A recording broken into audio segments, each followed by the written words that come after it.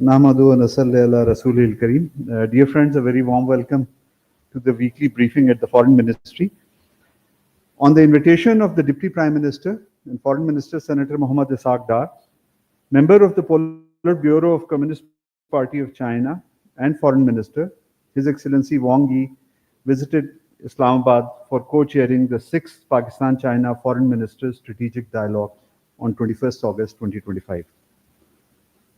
During the dialogue, the two sides reviewed the entire range of Pakistan-China relations, exchanged views on further strengthening bilateral cooperation in areas including CPEC 2.0, trade and economic relations, multilateral cooperation and people-to-people ties, and further discussed important regional and global issues. They also agreed to continue close coordination and communication, both bilaterally and at multilateral forums.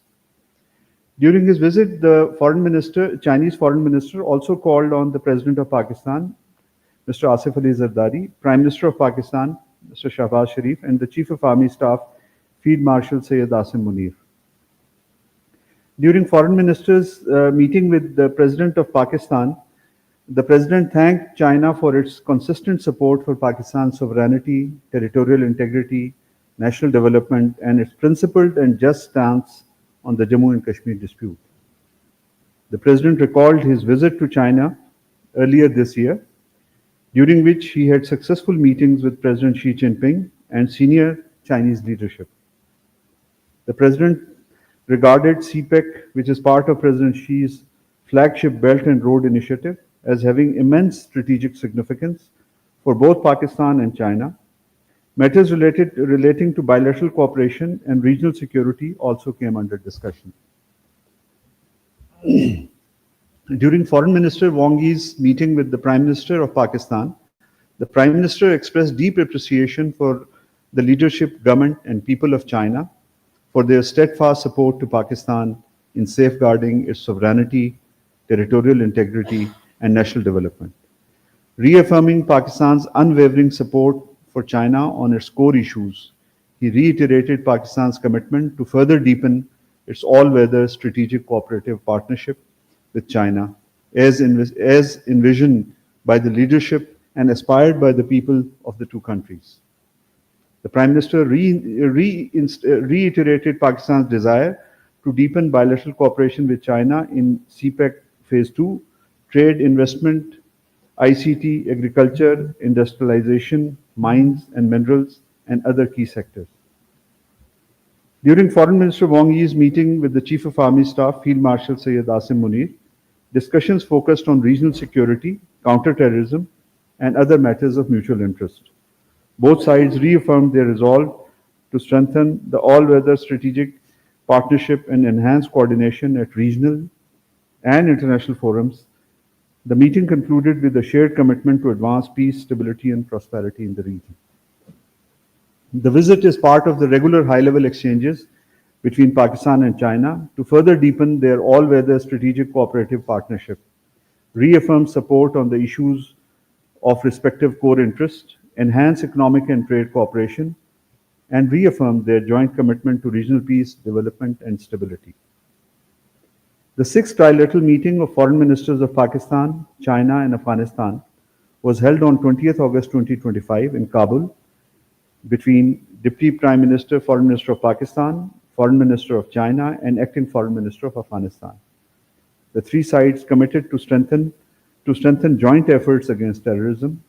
They also reaffirmed their commitment to deepening collaboration in trade, transit, regional development, health, education, culture, and combating drug trafficking, as well as extension of CPEC to Afghanistan. On the margins of the 6th trilateral meeting of the foreign ministers of Pakistan, China, and Afghanistan, Pakistan's Deputy Prime Minister, Foreign Minister, Senator Mohammad Ishaq Dar, met with Afghan Acting Foreign Minister, Maulvi Amir Khan Muttaqi.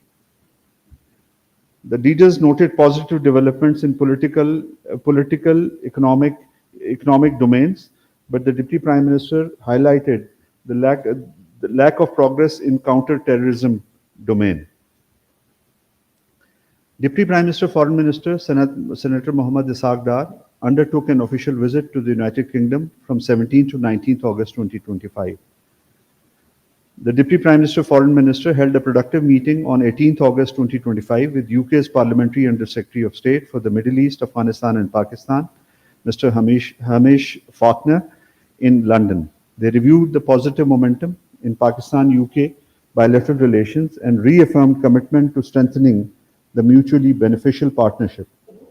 The two sides also discussed regional and global developments. On 18th August 2025, Deputy Prime Minister, Foreign Minister met Pakistan origin British MPs Mohammad Yassin, Tahir Ali, Imran Hussain, Ayub Khan, and Adnan Hussain and discussed matters related to Pakistani diaspora in the UK and the overall direction of Pakistan-UK relations. During the visit, the Deputy Prime Minister, Foreign Minister also inaugurated two important services at the Pakistan High Commission in London on 18th August 2025. The first one, the Land Record Services, enables British Pakistanis to securely access, manage Punjab property records involving fard, e-Gardavari and deeds remotely via blockchain technology. The second is one window passport system, cutting processing time to 10 minutes per application. These initiatives, fulfilling Prime Minister Shahbaz Sharif's vision, empower the diaspora with digital efficiency and fraud-proof solutions. Deputy Prime Minister and Foreign Minister held a meeting on 18th August with Lord Qurban Hussain, accompanied by community leaders of Kashmiri heritage to discuss matters pertaining to Pakistani community in the UK. On 19th August, Deputy Prime Minister, Foreign Minister addressed the British Pakistani Lawyers Forum regarding India's unlawful attempts to unilaterally suspend the Indus Water Treaty, an action that constitutes both a red line and an existential threat to Pakistan's 240 million citizens. On 19th August, Deputy Prime Minister, Foreign Minister met the Secretary General Commonwealth, Shirley Botchway, in London. The DPM reaffirmed Pakistan's commitment to Commonwealth agenda for sustainable development, intra-Commonwealth trade, youth empowerment, and climate resilience. The DPM invited the Secretary General to visit Islamabad, which she happily accepted. Schedule of the visit will be worked out through diplomatic channels.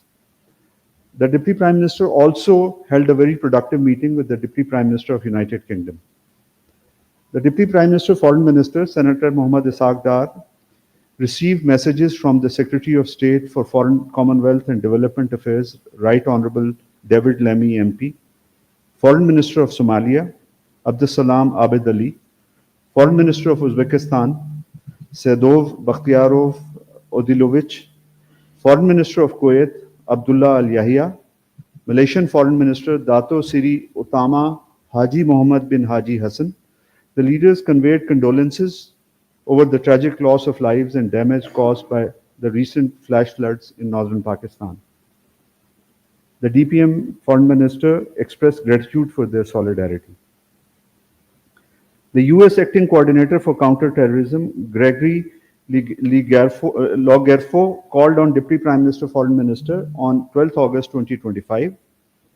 The Deputy Prime Minister was briefed on the discussions held during the Pakistan-US counter-terrorism dialogue. The Deputy Prime Minister encouraged sustained and structured bilateral engagement on counter-terrorism between both countries as a vital contributor to peace and stability in the region.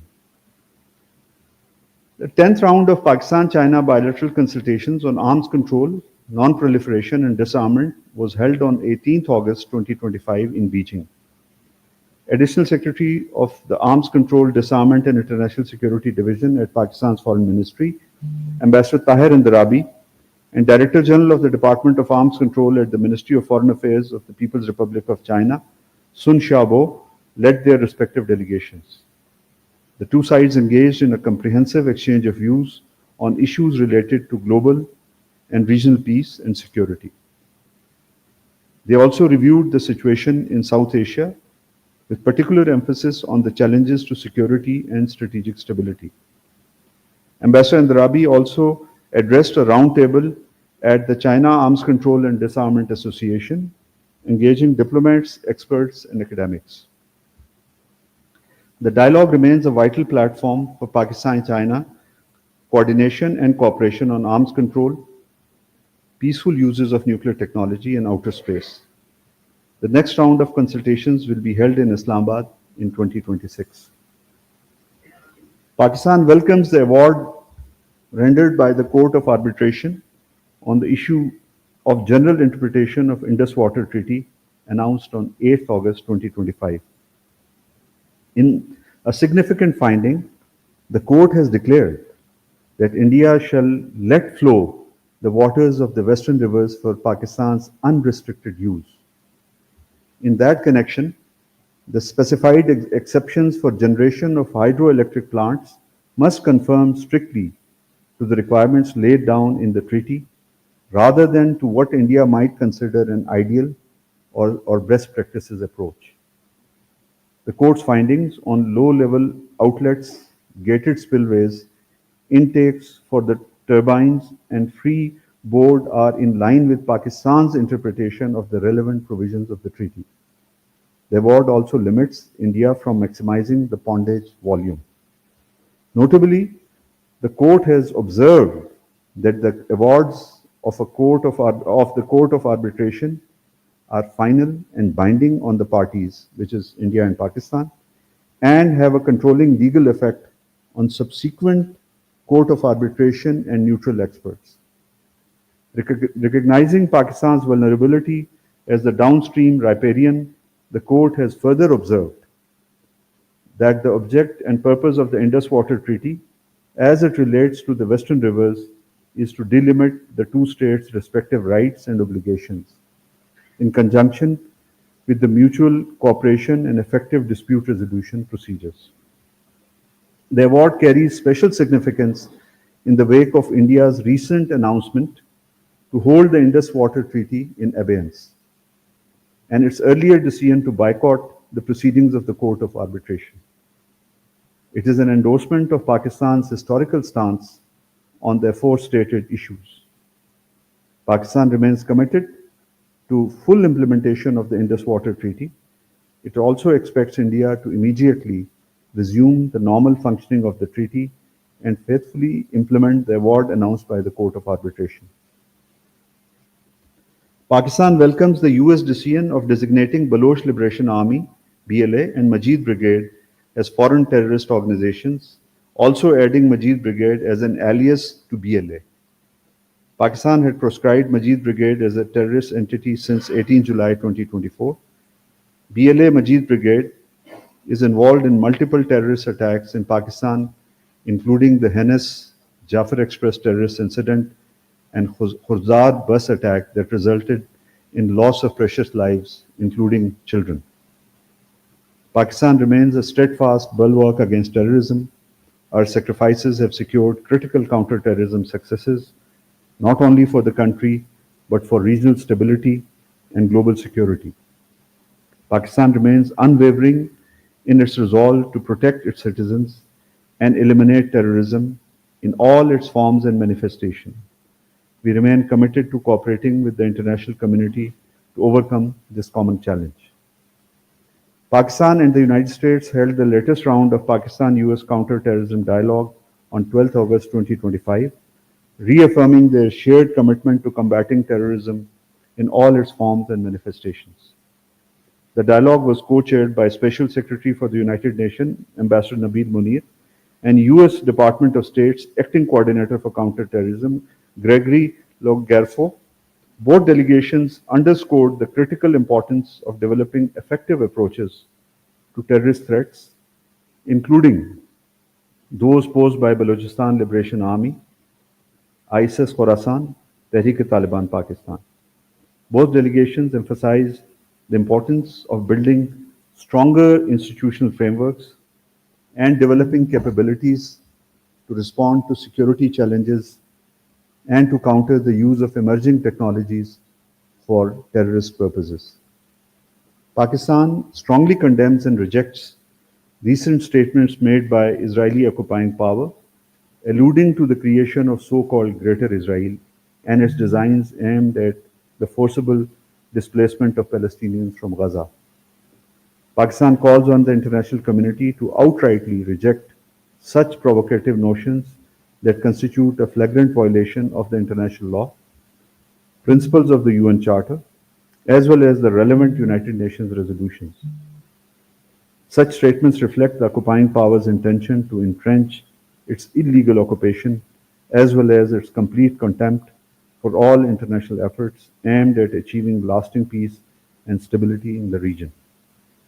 The international community must take immediate and tangible measures to prevent the occupying power from further destabilizing the region and to end its ongoing crimes and atrocities against Palestinians. Pakistan reaffirms its full support for the Palestinian people's legitimate rights, including the right to self-determination and establishment of an independent, viable, and contiguous state of Palestine based on pre-1967 borders with Al-Quds al-Sharif as its capital. Pakistan rejects the immature remarks made by the Indian Ministry of External Affairs earlier this week, which is yet another demonstration of their chronic tendency to distorting facts and twisting statements out of context. The Indian narrative of an alleged nuclear blackmail is misleading and self-serving construct. Pakistan remains firmly opposed to the use or threat of use of force. India's saber-rattling and warmongering, whenever confronted, invited unfounded allegations bereft of rationality. Pakistan is a responsible nuclear weapon state with an elaborate command and control structure under full civilian control. It has always exercised discipline and restraint while dealing with the issues of such importance. Pakistan's sustained and credible counter-terrorism efforts are internationally acknowledged. Our security forces remain the bulwark against terrorism. The Indian MEA's spurious insinuations are irresponsible and without a shred of evidence. We also note with concern a pointless reference to third countries in a bid to exert pressure on Pakistan. This not only reflects India's lack of diplomatic confidence, but also constitutes a futile attempt to unnecessarily involve other countries. Contrary to India's belligerent and jingoistic approach, Pakistan shall continue to act as a responsible member of the Committee of Nations. However, any act of Indian aggression or violation of Pakistan's sovereignty and territorial integrity will be met with an immediate and matching response. The onus of any ensuing escalation will rest squarely with the Indian leadership. I thank you. The floor is open for questions.